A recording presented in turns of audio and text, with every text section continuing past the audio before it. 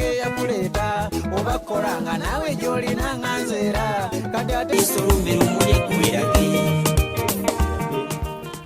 muleko okwagala abafugundi mubawa ebintu okay mukulike mukuwummulako nange olwo mba nfunako okunywa then kulikayo mulimba lwa Eddie Buyondo okwagala abafu kati bankisengeke nti okolimba lwa Eddie Buyondo kansoke nduweereze abalwetaaga manyi bagamba ebyange osaba busabi wo requestinga nga nkuwa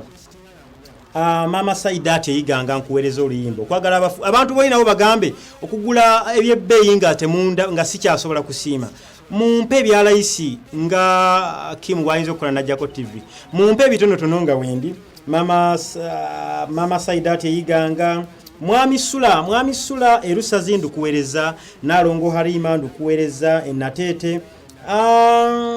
enatete munanfuka ya ndukuweereza Mr. Alex Gita mukama wange enyimba z'abayimbi bange leero ndeeta mpitirivu naye ziri nnyongerera mu kumaanyi mwami Alex Gita ndukuweereza olimba okwagala abafu wamu ne mama Shamim ne mukyala Alisi munanfuka zoni kwegamba mwenabo munanfuka John mba tumiddeko nnyo nembalo zolimba lwa Eddie Buyondo nemba sima okulaba okuba nti mulaba Binula Kadonka mu Data TV ye yaffe ye yammwe mubiru smart go chali naye tugenze ekipyana bagambe naye banaye nembozi ngendo banyumiza mwali jimpadde mu sente neso kanji banyumiza bulungi nnyo nga sesise nga mmanyi mungaggawaza nange ntobye okubayiiza bye muntuma okay kakati tumaze banga tukaaba banaye bayimbi baliwo bakola bye groups weziri Trust Production izi Jerry Namige Matende gira nekola nekita nabalala then ne mungamba nnyo mbiruuzawo Heavy Band embagamba no mubiru omuntu omu obwongo bwe bugagga mu music sayiga birala osobola okumukwatana wabakwatanye ne group emujja kiriziganyizza ne tusobola okukola ekyenjawulo ne tuoza abantu ennaku bali ku mitima Johnny Soko nage ku post eyo abantu bategere kiri mu maaso nti nange jembera banembera situdde posta jogendo okulaba post Mwagala Productions nga bwogira post eyo gwe mulimo ogwasimbiddwamu amakanda mu kwoza abalabi ennaku ku mitima ekisokera ddala mbagamba nti okuteka abantu abangi ku posta si kyekikulu post eyo jola batwongerako abayimbi babiri bootalaba ku lukubo olw'eggwanga nga papa ng'eva wansi nga bwogirabanga ng'ejja ekula ogenda okutuuka eno mu bajja Kizito okuyimba Basega wabayimbe ba Buyondo bayimbe kati ng'eri Mary Bata ajja kugamba abantu nti banne kino ekintu kiri international tekikyali kya level gye mubadde mukirowolezaako ndowooza Johnny Soko ndage ku bayimbi ombagamba nnyo nti abayimbi olukubo olw'eggwanga abayimbi nga bali back stage awo obalaba nti abayimbi olukubo olw'eggwanga amateeka omusingi gwe twatadde mu group eno nti n'ebibiina ebirala nja kujja Parrots nzijja Vision nzijja bonna abana baneetaaze katusooka kuggusa eno nti bali back stage komyawo kiri ekivuddewo Johnny ogenda kulaba olukubo olw'eggwanga bwe pa essimu nga zivaamu ebide tugenda kuba naayina ensawo olukubo olw'eggwanga bwe panga gyakima essimu ya Mary Bata eya Segawa kano ali mu saati enjeru Segawa Amodide Kafero Junior oli Kyango n'omuzinyi oli Buyondo Eddie wano waliwo omugema oli Kizito wali Johnny twale ku kirala bonna weebali ne bakibijjigiri weebali obalaba kati yabadde shate ya lunaku lala nenga bonna batunulira ali ku stage kyakola kyekyo nti ovuddewo oba okikubye nga bamukwata ne mu ngalo twagala emitima nga giri wamu era yenkola gye twataddewo eyo Johnny tulage ku tukoze tutya olwo ina ekifaananyi kyero okukitulaga waliwo ekifaananyi kyabaddemu enkwe nende video sigenda kugibalaga omanye enkwe z'abayimbi naze awe bale batudde wabeerawo enkwe kati nga Sega wagamba kuba Gita Kasanga we wavaawo nze enzirawo ngenda kati nga ne Kafeera amugamba amusongera ku Segawa kati nga ne Buyondo gyali naye ataddemu nga tagamba Kasanga kati byanyumidde nnyo ne ŋŋamba ebintu nakoma biraba emyaka 10 emabega byali bine bigenda okubeera ne biremesebwa kati endongo eno bannange enyuma abalaba abantu bano Johnny twage ku kibijigiri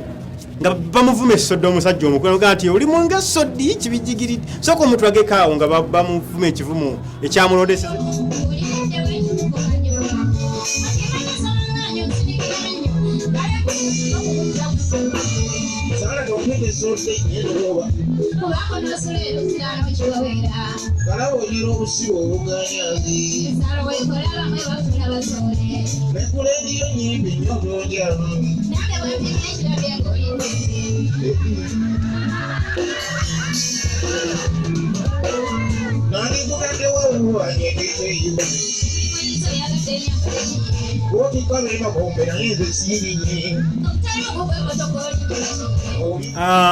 olabye naga nti Kibijigiri muyimbi ayagabana ebitone bisatu ekyokuyimba yekka n'anyumisa ekyokuyimba n'abakyala n'onyumirwa n'ekyokusanyusa abantu ku siteegi ne bw'obanga ayimidde buyimirizibwa ati twongere mutulageko ng'ayimba ndoza omuliraano nyimba nyingi nnyo ze tulina naye tulabe omuliraano twagala ebiri live si mu studio ebirimu olukompyuta mulabe abantu bye group gye mugenda okulaba cream gwe mugenda okufuna tulage ku muliraano ate jjo ne tugende mu maaso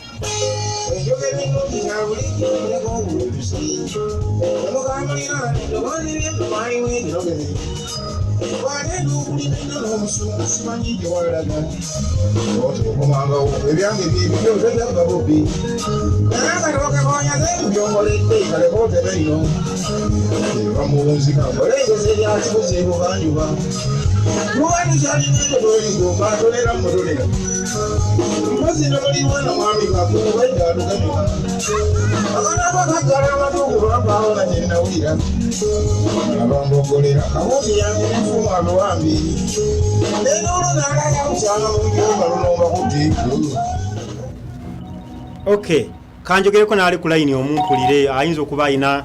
obuwabuzi tubwetaaga nnyo. Hello, ali ku line? Wangi? Ali ku line? Bane weesabira oyogereko nange si byangu naye bijja kubeerera byangu. Hello? Mama Afiswa. Ogamba kimbirusi manje kyakola. Ng'olabye efuna emichungwa awo n'ekigatto ky'ente owunyemu. Kikola nnyo. Babale kunyuma kondiso wakabiboni.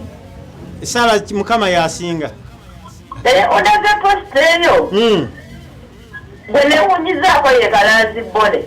Abayimbi nabo balinga basazi b'enviiri tebaterera batagala butagazi kati ekyamujje wawaluka nsanga yali amuyisanga muganda we. Abadde yawummuzibwa okumala ebbanga era bazze ne basaba omulimu. Yazze n'asaba omulimu naye omuyimbi omanyi akkirizibwa okujja n'asaba omulimu kubanga twataddewo omulimu. Badde ntidde tirabalinga basazi banviiri. Bano ogenda kubalaba n'ebivu togenda kuddamu kubalabamu okuleka ng'olabye group nga Kakati waliwo omwana gwendudde olaba. Ani yenna Mama Afisa? Fred akayimba neeyanziza kalinyumira. Okay, ngenda munoonyaako ngenda kulunoonyaako Mama Afisa. Onoonyezeeko n'ono yayimba Girasi etangaala Nakawuuya. Nakawuuya atera okujja ku Big Band ayimba munnange gyali alinga yakava mu ssomero. Banoonyezeeko okwo. Okay Mama Afisa.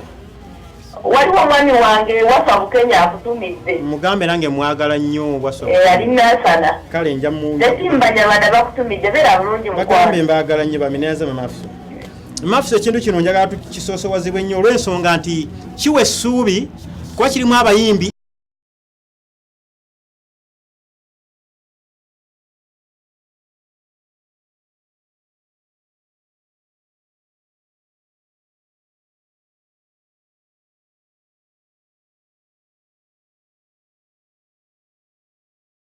emijiji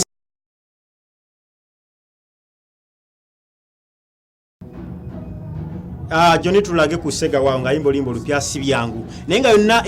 eri Mwagala Productions omukyala Jackson tukwebaza nnyo ntuwakkiriza n'ogamba sinze muyimbi mu group tukole abayimbi tukolaganire wamu twegaggawaze talent ziveeyo Johnny tutwale ku Segawa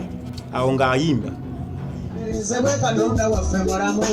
na buli kitiibwa kimusaanira kuba teyebakanga kotoli musanga mutulo zawo wenava okumuddiza ekitiibwa kye era nze mu byonna Mukama gwe nkulembeza bwemwesiga kukyusa n'onasigala kyekimu mulopera omukwasa abaaba kujonyesa so tokola nsobi ate naawe n'obonereza etandika oluyimba bwe ndutandise Mukama asaasira olugendo lwange lunyume erinnya libunne bonna obuganzi bwensaba olonga wale ekitone ekindi mu mutwe mu kadongo kamunne kakasa nti ddala mmanyi nekyenkola kirungi ne mu bantu gyekiri okuyimba saakwagala bwagazi bwe natonde nina ttagende ekitone ekyobuzaaliwo kati nangirira okuba omuwanguzi yagambye nti mu gurupu eno okulaga nti ettaffaali nditaddeko nsoose kuteekawo oluyimba lupya ndoza yalutime gyenvudde naye si byangu ayogedde ebintu bingi nnyo mutulageko Sega wakoze ebintu bingi mu gurupu si bana bagenda okujja ayimba agenda kuyimba azanya kubene mugita ndaga ku Sega waawo Johnny nga akubagita nga ate omuyimbi omulala ayimba olabe Mwagala Productions nga abasajja n'abakyala basazeewo abayimbi nabagamba nga basazeewo era beetaaga kutongozebwa pulezidenti abalowoozeeko abawe essaza lyabwe oba mulagala Kusega wanga akubagita musoke mutegere nti Mbiru Smart bujjo byalajanira bituufu ate bivuddeyo bizuuse.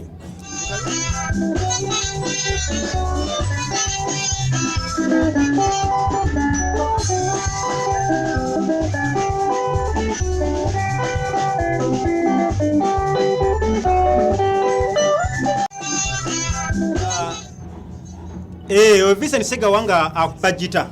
ng'olwakuba Mugema ayimba agerogamba Katonda abanaku teyebaka nga Sega wakyakola gita kati batunulira empologoma bbiri ku stage ga Sega waye waffe Mugema waffe kakati nga stage ejjudde ate batunula ku bbali balaba watayimbye mu Mbiru Smart gamba bagumunyera ojanga nvayo mbaga bannayo omulimo guno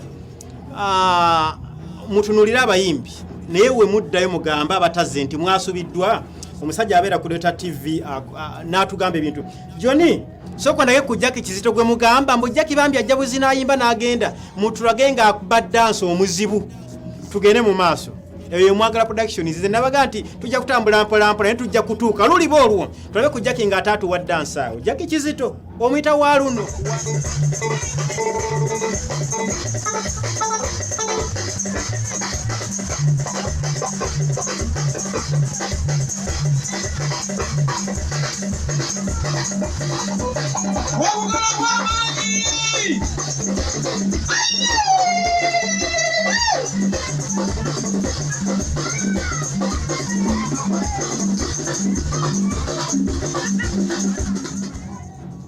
Okay. Nga tukyali awo natukidde ku bayimbi ab'enjawulo omanyi bwe tuba tuzimba tulina ebyokulabirako ate kuba tusinga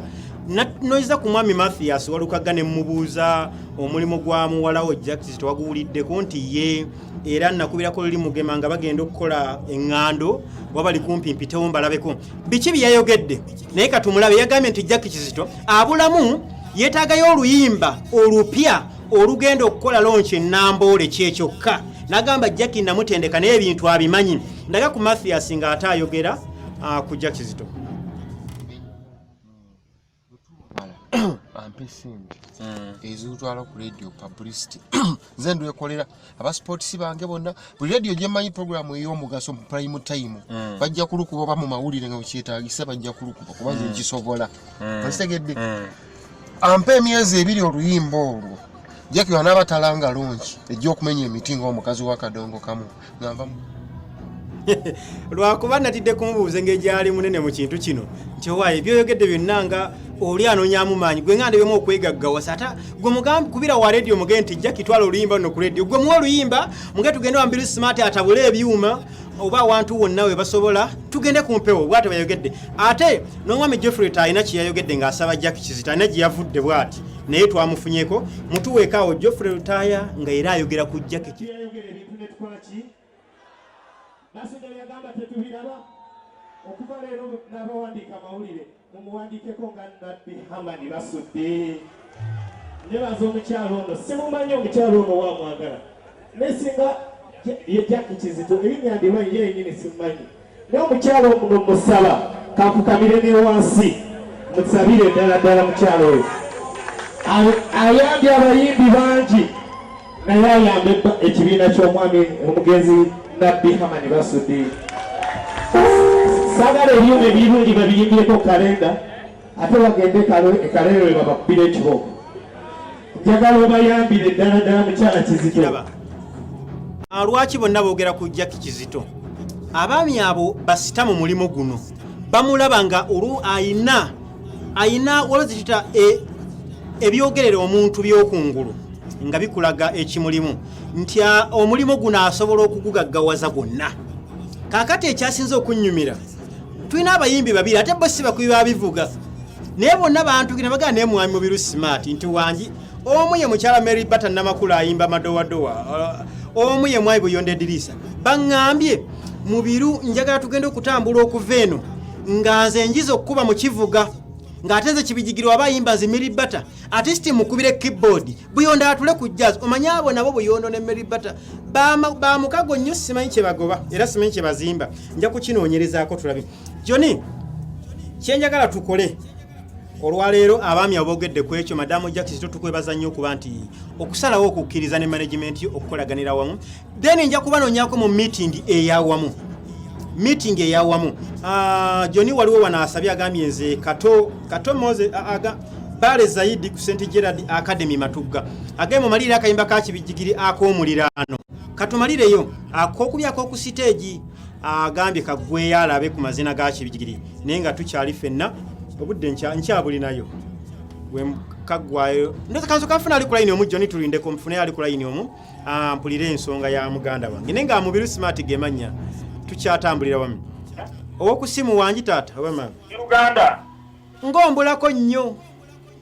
Uganda nkubulako nnyo naye bwe nkulabyeko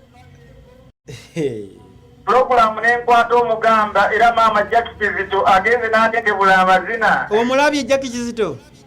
mulabe wali mutumiddeko nnyo naye ndabye post eyo esewo Johnny komya ku post eyo mpulira muganda wange nga nfunye essanyu lyembadde ndudde okulaba ate no tonnaba kulaba esebo tonnalaba naye ngenda kweta Mary Bata ng'azina amazina mu luyimba lwa Vincent Sega w'amazibu esebo naye mbadde sineeyanjula nze Mandela we namuŋŋoona ate nze nkumanyi nnyo Mandela we namuŋŋoona esebo naye bambi ekibiina ekyo esebo nkyagaliza buwanguzi era ogenze n'ondaga muganda wange Buyondo Eddie oyo omanyi muziku wange abapya abaliko esebo omu batudde yatugendako naye omuzira wange ye Buyondo Eddie gamba nti wallahi billah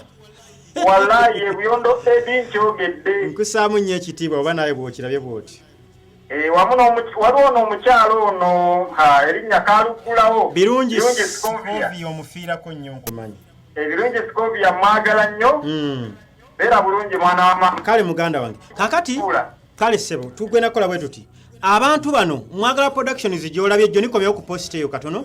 male okubuulira ku bantu abagenda okulaba ekintabuli ky'endongo balina mu kivuledde kabusa bagenda kuzannya oyo kyanga Johnny ku posta oyambadde enkofiira emmyufu mama fiso gwayise omuzinyi munenge kyanga muzanyi era kyanga gwe tulina ngambalire kateeteeyi ebintu muzeyikalali byazannyo bambali ebyazannyanga kyanga abikola nnyo ono Kafeero Junior mu kuzannya obukadde tasaaga Buyondo mu kujja Buyondo yaguze kabuuti yagenze ngenda kujja ku stage nga Kafeero kabuuti gambutu sinenkofiira mbagambe nti bannange oluguudo lw'e Masaka kakati programu yabo olwaleero bali Lutunku era wenvaano ngenda Lutunku ssebo enkya bali Mbaale Kinoni Mbaale Misojo ekimu ku byo then oluddako bajja kuba Mitete luli Kabundi nga 13 babeere Kayanja wane waffe Kagologolo nga 14 babeere ekitemi mu Buddu kyaziiza then nga 15 bajja kuba Miwula program ejja kutambula bwetu Mwaga Productions banne wogiwulidde girabe abayimbi baffe batuukira mu Budde ssaawa 8 nga bali wali kasente bane groups bwezityo olabe ku Namakula emisana Mary Bata ogebe ne bulijjo mulaba ku social media ndi naye wano abeera waawo ne tiimu ne banyumyamu ne balya ku ffene ku kitundu era we mubalaba muleete ffene muleete ovakkedo muleete ebintu bitatta maloboozi ovakkedo ffene mugema ye kashiya w'abayimbi yavunaanyizibwa kubagulira ebyokulya olaba nti baagabye n'obukulu aw'okusula mwami Kibijigiri yeyawadde bbo omulimu ogwo ate aw'okusiiba ntugenda kutulako mu Katijindi oyo omukyala Jackie Kizito alina okuvumbulawo then muzannyo ki gwe tunaazannya olwaleero matatu mweso kubuuka sonko ogwo gwa mukyala Mary Bata Kafeero Junior yagabanye gwa kumutuma ku dduuka leetera abayimbi ebyokunywa Kibuuka William yali kugwa kuteekateeka costumes z'abayimbi n'abazinyi ayimba akalo ka Buganda then omuziki ebisigadde tujja kuba tubiraba mpolampola naye nga Mwaga Productions bwetu bweyimiridde kiki kyogamba ali awo ngenda kulekera olimba lwa Birungi Scovia saagala mbeere mulungi omuntu ina emikolo n'embaga baluyita Kalugulawo no ngenda kuleka ndozo olupya yatumye minzani kuba like ole mwetaaga ennyo birungi Scovia muyimbi mbadde mbaga nti kati kino ekibinja ekyaba Kafero Junior Buyondo Eddie n'abalala abo baasuumuse bannakato basudde baasuumuse kati wano wasigadde omwe badadde Isaac namwe mwetereze kati bali bafunye emirimu mu group sensava then tulina Parrot C Productions nayo jeri Trust Productions nayo jeri bonna bajja muteeketeke tugambe nti kulabako yakwatanga wano ate kabula dda wano matendo neeyitira wano then eringa eryo bamuzeyizi wambaza Bona International Super Singers jebiri bwe twagala bagenti music asanikidde eggwanga Johnny Nterayo oluyimba minzani olwabirungi Scovia ate mbenga sijja kuba mulungi omungena kuba nkomera osendi wa mubiru goyita mubiru smart gemanya abentuma mbatumiddeko nnyo kagologolo kayanja nzijja abaganda bange ndiyeyo abukoma nsimbi kitaasa mbale kinoni mbale misojjo wano butenga mwali mukaterega nkutumiddeko nnyo mukodde bange n'abalala mwenna abali badeta TV program ebbina akadonkamu sijja kufuka mulungi omu shalitaka abatwale maaso olimba birungi Scovia kabasanyuse ate paka Sunday jasa basajja kabaka awanga